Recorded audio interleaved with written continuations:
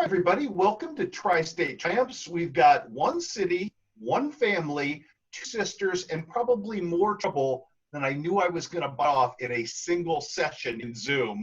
But we are super pleased to be joined by Nikki Hayes-Fort, who's currently the assistant basketball coach for the women's program at Drake, and also Ashley Hay-Moore, who is the associate athletic director in charge of the Tiger Scholarship. I'm the executive athletic director there at the University of Missouri. Ladies, it's wonderful to have you. And first of all, my disclaimer, any family problems that get caused here, I am in no way culpable. Move forward. Yeah, no worries. We do family Zooms once a week. So if there hasn't been something that's come out from those, I think we're okay, Chris. That's phenomenal. First of all, ladies, for both of you, I know you both grew up in such a sports-centric environment at Monroe City, and it was so much a part of both of your upbringings. Is it any surprise that both of you found your way in sports as a career field post-athletic competition? Because you're both very, very good college players in your respective sports. I don't think it's any surprise that Nikki's a coach right now. For sure. I think I stumbled my way into where I am, honestly, but I don't think it's any surprise Nikki's a coach. She coached me. She's a little bit older than I am. And when I was playing 12 and under softball for the Hannibal Gold, Nikki was our coach for 2 or 3 years. So I think she's a pretty natural coach. So no one's surprised about that. Nikki? Yeah, and I still vividly remember on, Ashley kind of being recruited by the administration at Missouri while she was finishing up her degree after softball. And I was kind of like, are you sure about this? And she goes on to get her master's degree, to start her master's degree. And then the day before her wedding, we're all doing the wedding stuff and Missouri calls her again. And I'm like, whoa, that happened fast. How, but again, it's just it's kind of cool to be on my side and all the administrators that I've worked with, and then now see her in that role. And then my husband's been an administrator in exactly Ashley's role. So it's just kind of cool to see how she has just really blossomed and just kind of taken the bull by its horns, I guess. So, Ashley, have you kind of, and I know that there are specific job duties with what you do at Mizzou, kind of walk us through, because I know you're kind of wearing a lot of different hats in how you do this. Explain to everybody kind of how your job works on the day-to-day nuts and bolts level. Yes, I oversee the Tiger Scholarship Fund, which we're the fundraising arm for the Missouri Athletic Department.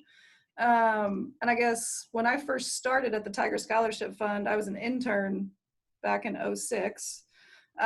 Decided I didn't want to raise money, so worked in the Alumni Association for a little bit and then came back as more of a customer service, donor retention type person. And as you all know, college athletics, people leave quite a bit. I think I've had 8 different supervisors in 7 years back in athletics. So 3 different athletic directors. I'm not counting interims. So it's a wild ride, but I didn't want to raise money. I was like, I'm not going to raise money. I'll be behind the scenes. I just want to do stewardship, some special events. Then I started kind of running the annual fund, which, we kind of give out, that's where you give out parking and season tickets. So everybody kind of has some sort of stipulation that they have to do. And then I don't even know how long ago it's been, maybe 2 years. My boss left again, and it was like, hey, we need somebody, the donor base in Missouri needs stability. Missouri people are very much we're the show me state, right? So show me. And so they wanted stability. So I kind of stepped into the role of overseeing the Tiger Scholarship Fund. So it's 3 buckets: major gifts, which kind of builds all the buildings around here; the annual fund, which is what we pay our scholarship bill back to the university with; and then stewardship and special events, which is the fun part of it. So it's when you get to thank people and throw some pretty cool parties. Obviously, you have been here at the University of Missouri for a wonderful stretch of growth within all athletic departments. And I know a lot of that has been a source of excitement for not just the folks in Columbia, but for fans in general, see the facilities and the growth of the department the way it has been. What's that been like on your end? Has it been as crazy as it seems? Because every time I go to Columbia, it seems like some new shiny building or facility has gone up in junction with the University of Missouri. Yeah, it's so cool, right? I think when you think back to 2001, when I got here, the athletic administrators, their offices were in the Hearns building. That's where like my head coach, that's where his office was. And now we kind of like to jab the people who are in the Hearns right now. So my office is in Mizzou Arena. It's this beautiful building. Sometimes I can't believe that this is where I come to work. So, and then you think about what we've opened up. We have a brand new softball field, which is gorgeous and beautiful. And then the south end zone, which has been a game changer for our football field, our football team. Even the Matsy, where our student athletes train and they eat and everything, it's incredible. It's stuff we didn't have, and Nikki can attest to this. Like, college athletics has changed so much since I started in 2001. I can't imagine where it's going from here. It's crazy. From the standpoint of your own softball experiences, though, you all made it sound like this has sort of been organic finding your role in Mizzou. Did you ever imagine when you were playing softball at Mizzou that this would kind of be the end game for you? No. No idea. Honestly, I didn't know what I wanted to do when I grew up. Sometimes I still think I don't. But, you know, I think our sport administrator at the time, Mario Mocha, was like, hey, come intern in the Tiger Scholarship Fund my 5th year. And so I did, and I loved it because I get to talk to people who are as passionate about Mizzou athletics as I am. And I get to do that on a daily basis. Like, it doesn't really feel like work sometimes. So from the standpoint of, you had a really nice career. You kind of crafted that on yourself. And obviously, by the time you got to senior, team captain, you know, obviously a very effective career looking backwards. How much of that shaped who you are and just the success you've had today? And how much do you harken back some of those same things that made you successful, you know, upwardly mobile as well, not only at Mizzou, but at Monroe City as well? Yeah, well, I think you're probably looking at my biggest reason on here with Nikki, but I think it just wasn't, it was hard, if I'm being honest. I mean, coming to Mizzou, I took a chance. I think in a small town, you're a big fish, little pond, and I came to Mizzou, and not only is everyone as good as I am, a lot of them are better than I am.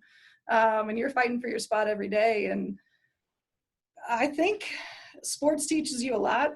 I have 3 boys now who are involved in sports, and I think it teaches you more how to lose than it does really how to win. So I lose every day in this job. I lost a lot, but it keeps you fighting. And I think that we're obviously a very competitive family. That's how we were raised.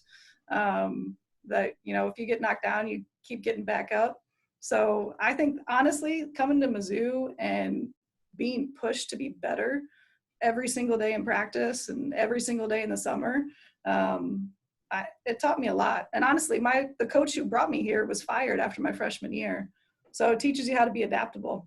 And your 3 sons, what are their names? Gibson, Dean, and Brock. So I'm guessing there are no fans in the family. No. I didn't figure. And they're only Hall of Famer names. That's right. They're not only Cardinal names, Hall of Fame Cardinal names. That's right. That's pretty awesome, by the way. You kind of made allusion to this, and this is kind of where I want to get with the both of you as we do this. We got a chance to see Nikki make her way and the things that she was able to do, not just through sports, but with everything she did with determination. Because let's face it, in a lot of ways, college athletics was, when both of you were coming through, still a men's game, and it was hard to break into the boys' club. What did that mean to you, actually, to see Nikki find success and really kind of craft that of her own accord? Well, I mean, if you think about it, I was in 7th grade when Nikki started playing at Northeast Missouri. Mom and Dad took me to every single home game, I think. We'd be coming back at midnight on a Tuesday night to go to school the next day. But, and then she left. She graduated from college and she left, and she started a program at the Merchant Marine Academy. Like, who does that? We're from Swinky, Missouri, Monroe City, Missouri. Like, who does that? She's a head coach at the age of 22, 23. Like, some of her players might have been older than her at that time. Yep. and then, you know, to Louisiana and Miami and DePaul and Colgate and Drake now. Like, it just, the thing that she did so well is so it was never in question. It was, okay, well, this is what you're going to do. It doesn't matter where you're from. It doesn't matter where you played. Doesn't matter if you were a starter or a team captain, or if you came off the bench. Like, this is what I want to do with my life, and I'm going to be successful, and let's go do it. She ended up in New York, like from Swinky, Missouri. Like, come on. Nikki, to hear that, and I know that, that you're trying to make your way while you're doing this, but to hear that mattered to your little sister as much as it did, what does that mean to you? Well, I mean, that obviously means so much because, like, when you're growing up, you don't like each other. It's like, Right. I probably was like a really mean older sister because we were all competitive, and I wasn't going to let Ashley win. And if she cried, I told her to stop crying, even when I was her coach. And so, like, I do realize like how much I missed by like going to New York and then moving to Louisiana and then moving to Miami. But I also feel like hopefully like I kind of like laid the groundwork, to be like, hey, it doesn't matter. Like, it doesn't matter that I played Division II or, that, I played basketball and softball, and maybe I would have been better at one if I would have just done one and all that stuff. It was just the fact that like kind of made my mind that this is what I wanted to do. And I always wanted to make my family proud. And I don't think that was ever going to be like a question in our family, because like we were kind of had some strict guidelines, and but it was all about family and sports and competing and just loving who you were with. And so it's like, it just means a lot that hopefully she's almost learned more from what I've done wrong than what I've done right. Because I think that's how I've learned too. It's like, you almost forget the things you do right. You're like, oh my gosh, how could I do that differently? So. But Nick, to your point though, you started in this business and kind of very, very young and had a chance to make mistakes that maybe other folks can't make and can't rebound from when they're later in life. How important was that? Because it is a long jump from like Swinky Nick to all of a sudden, Division I basketball. I mean, when you're coaching and you're recruiting and you're doing the things you were doing, what gets you from point A to point B, that whole process? Was it being young and just determined and kind of not listening to the naysayers? Yeah, like you're fearless. First of all, like, you got an ego if you play sports, it's like you feel like, oh, I can do this. Like, no big deal. And like I still vividly remember my interview in 1998 at the Merchant Marine Academy and sitting at the table, with the director of athletics, Sue Peterson, who was just awesome, a female athletic director at a service academy. She was the only one, might still have been the only one. And then it was the football coach and the men's basketball coach. And then, they offered me the job. I take it probably like within seconds, And then as I packed up my Dodge Shadow that I had as a car with all of my belongings and drove it to Great Neck, New York. Like, where is that? Like, seriously? Like, I got stuck on the George Washington Bridge. Like, I'm from Swinky, Monroe City, But I remember being in my first meeting and the football coach slides me a note and he goes, this was the note I took during your interview. And it says, she has no idea what she's getting herself into. And he was right, but it was like, I just was like, okay, how can I figure out recruiting?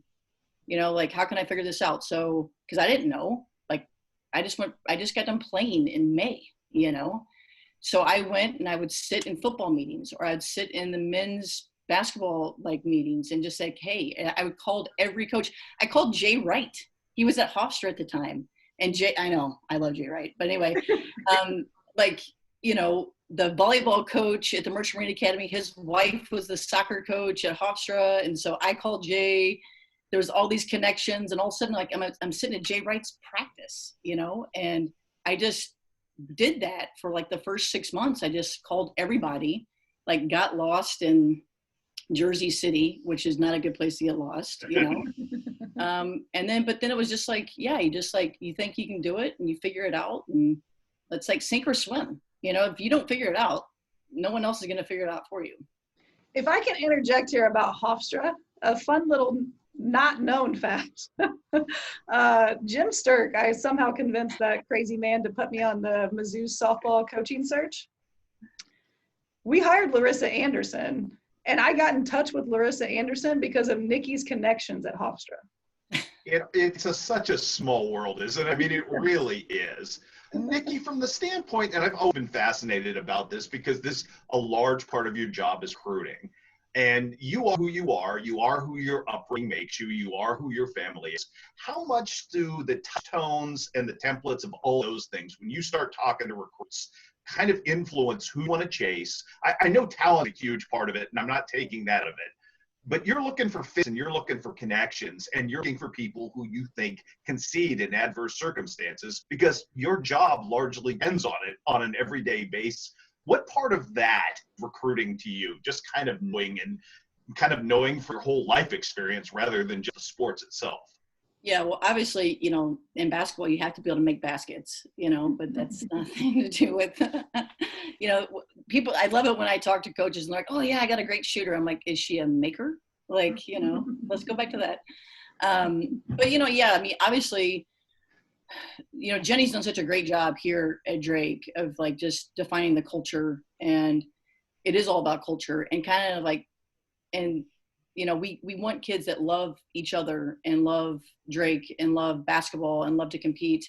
And then I think back to like our family, and that's kind of how our family was too. It's like we loved each other, we loved to compete, we loved the sport that we were playing at the time, which was 45 of them probably, but and so now when like you were watching kids or you're talking with them, you want to hear like what kind of like lights their fire.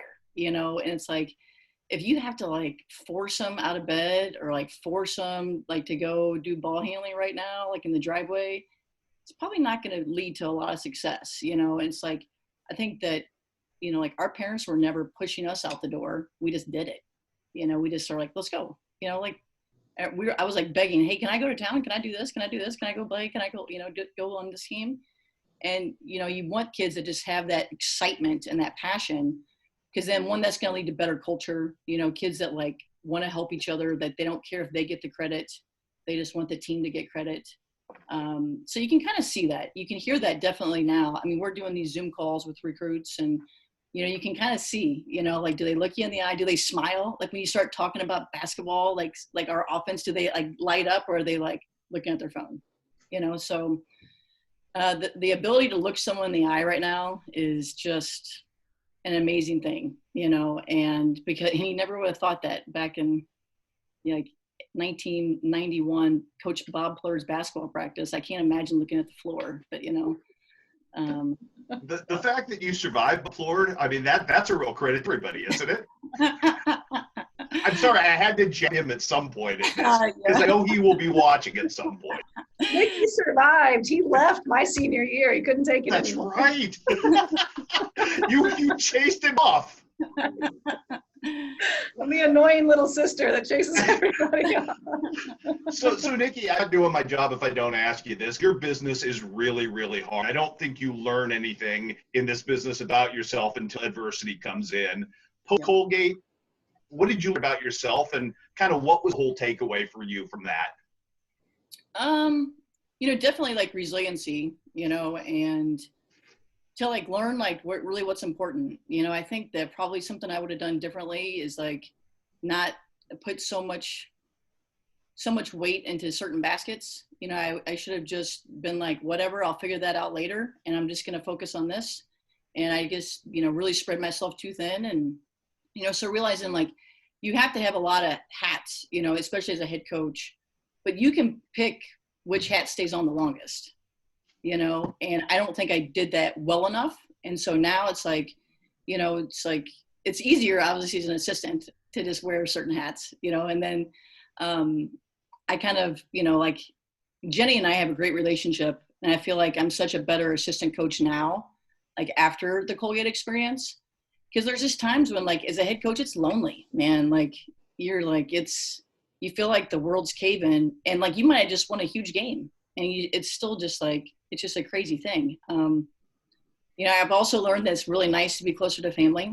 I don't think I would have learned that at the age of 26, but at the age that I left Colgate, I've learned that now. But yeah, just like, again, kind of learning to prioritize a little bit more and just really sticking to what's important and then figuring everything else out later.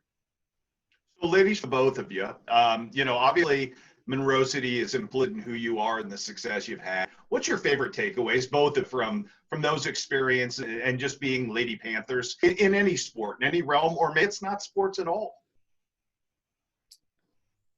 Wow. So like, I'll probably have a couple answers. I'll probably, but it's I'm so proud to be from Monroe City. And, because like I have lifelong friends. Like we have like a Zoom call now, like every week. It's so cool. Like we went on a 40th birthday trip together, and it's like, we really like can lean on each other still, and I don't know if like sometimes people from bigger towns necessarily have that connection, I love the fact that we could be involved with multiple sports and anything really that happened in Monroe City, and, like you obviously now in 2020, kids are being pushed to specialize so much, but I don't think that happens necessarily in Monroe City still. Like, I think it's like, hey, you're a good athlete. You're going to play softball and you're going to play basketball and you're going to run track, and that's just kind of how it is, and so I just love that. And then, just our parents, like how involved they were, and still are, it's like we ran the summer baseball and softball program actually for how long? Like long time, and that was our summer, and like, we never thought of what we didn't have because we thought we had it all, like we can go be at the ballpark all day, that was the greatest thing alive. And I just love that those are the values that we have being from Monroe City with our parents. Yeah. Good. No, I was gonna say, I'll echo Nikki. I'm so proud to be from Monroe and from Swinkie. And honestly, I think it's more like the family dynamic. It's growing up in a small town, there's nothing like it. I think it's so special, and I don't think people realize that. I think, we won state basketball and the town shuts down, right? So when you go to state, and I know my brother Kyle played in state football, like the town shuts down, businesses close, everyone leaves, everyone goes to St. Louis at the time where it was, or Columbia for the basketball. Like, that's so cool. You don't get that in big city. You don't get that even in Columbia. And to me, Columbia is a huge town. I get reminded often that it's not a big city, but you don't even get that here. There's so much community pride that is so cool to see. And it's just cool to see even now, like following it on Twitter and seeing wins that the softball team gets or the basketball team or whatever it is. I think Coach Plurd always used to say that we would remember the practices and not the games. And we definitely remember the practices, mostly for the running. And jump rope. And jump ropes. Oh, yeah. With real rope, not even like these little sissy jump ropes. It was real rope. You had to go in and get measured and tape it up. And he would play music so loud you couldn't hear what he was saying, and you just had to figure it out. I definitely remember the practices, but you remember some of the games too. So it's fun. I don't know. There's a lot of really good memories. It's probably to a lesser degree, Nikki, and maybe not to a degree for all. For you, Ashley, I think most people around the Show Me State, particularly around Columbia and the University of Missouri, know Monroe City. There's a certain reputation that comes from athletes and folks. And when you say that, when you're at an event or, and you tell people you're a former Tiger, kind of how does that work and how does that play in your current job? It's so funny. So I start when I meet a new donor for the first time and they're like, well, where are you from? I'm like, well, I'm from Missouri. They're like, well, what part of Missouri? Well, I'm from a small town in Northeast Missouri. Well, what town? Oh, it's up around Hannibal, Missouri. They're like, oh, I know where Hannibal is. I'm like, all right, well, I graduated from Monroe City. And they're like, oh, I know where Monroe City is. Like, and they'll start talking about sports and stuff. And then I'll say, well, actually, I'm from Swinkie. And that's how I really know if they know anything about Missouri. So. Well, I had no idea where Swinkie was until Sarah Diane beat me and told me where it was. So I got figured out at some point as well. So hey, we're proud. We're really proud people. Proud. Yes, you are. Lisa, I got to ask you these questions. They're kind of fun, and I want to do this with you. First of all, So you were both great athletes and had phenomenal high school career and college careers as well. How much, Ashley, did Nikki's success drive you in terms of wanting to do that and try to outdo her? Because you talked about the sister thing and the competitive. Oh my God. I was Nikki Hayes' sister until I got to Mizzou. Like, I mean, even like, and no, this is where our competitive side is going to come out. It was so annoying. And I wanted her to make sure she knew that she was Nikki Hayes' little sister. I think that's why I actually focus more on softball than basketball, so I could get away from the, oh, you're Nikki's little sister. You really did kind of make your own way with softball. You touched on the risk. I mean, looking back now, it's probably one of the best things that ever happened to you, but there was no certainty you were ever even going to see the diamond or the field at that point. Yep. You went. A hard way to go. It was crazy, honestly, but when I had a chance, it was a dream come true. Mizzou changed my life completely. It changed everything about my life, and I'm forever grateful for Jay Miller and everyone here that gave me that opportunity. But looking back on it, it was a little crazy.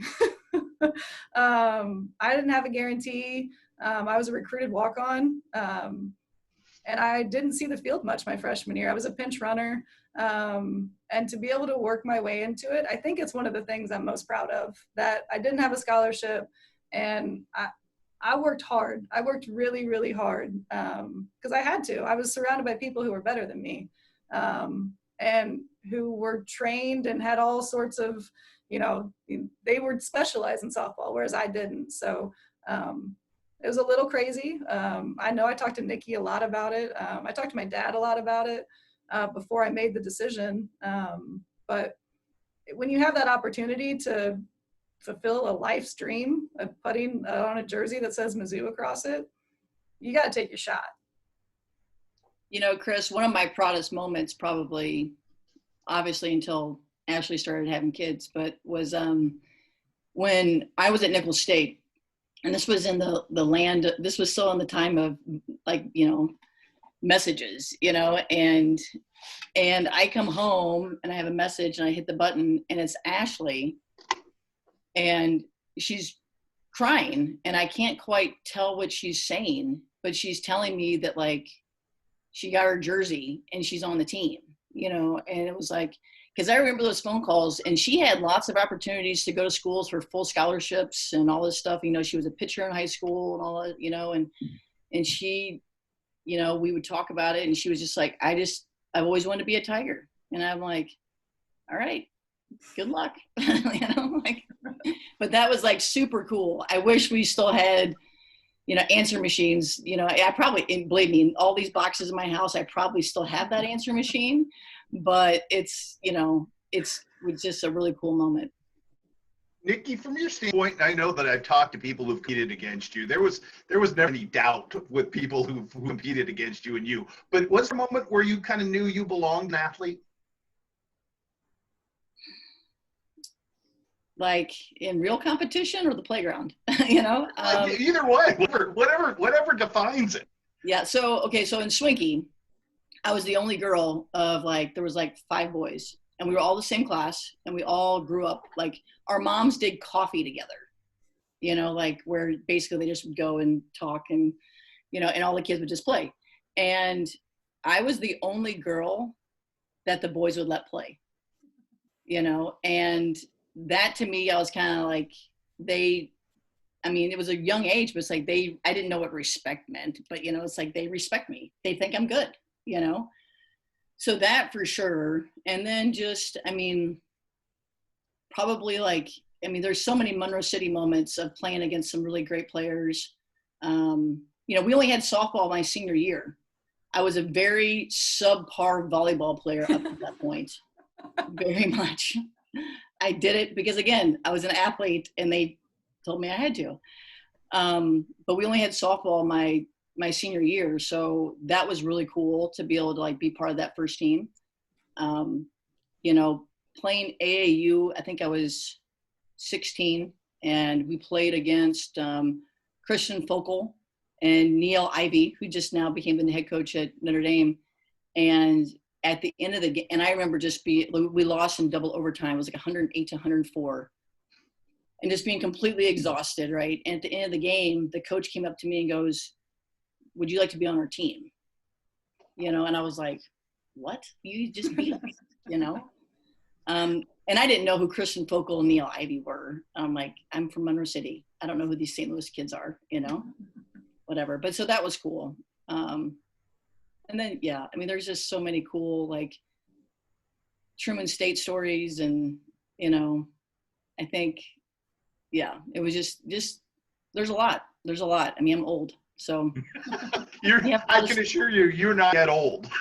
Well, I my know husband the reminds vista me point that of every old. once in a while. So here's where I get myself in trouble, ladies, because I knew this was coming. I kind of saved it to the end so you couldn't bolt me at this point, a Zoom call. But if I were to canvass your husbands, what would they say? And I'm going to start with you, Ashley. What would they say are the distinguishing characteristics of a Hayes sister? Competitive, mean,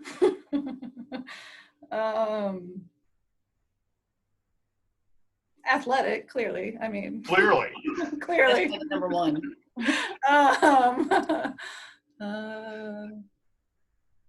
I think those are the three, probably. Okay, Keith, your turn.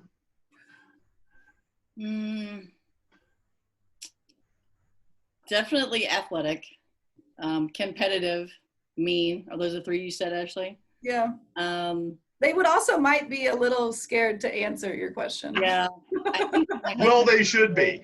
my husband might say leader. Like he might say that. Nikki has That's great husband leadership speak right skills. there. Yeah, my husband and I have had to have lots of discussions about, yeah, certain words you can use with females and certain words you cannot. So, it's, yeah, but definitely, I think also just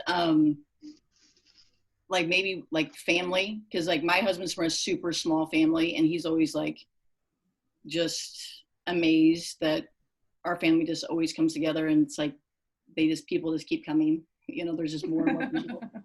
And it's like, and it's even now, like after 17 years, he's like, "Who's that?" And I'm like, "Oh, it's my uncle." He goes, "I've never seen him." I'm like, "Oh." You know? Ladies, you did a phenomenal job. Thank you so much for your time. Greatly appreciate it. I will holler out to you when this is gonna run. That's awesome. Hey, Chris, just we were talking in Swinky last weekend about how lucky this tri-state area is to have you. I think you came on the scene when I maybe was in high school. Yes. Maybe a little bit before.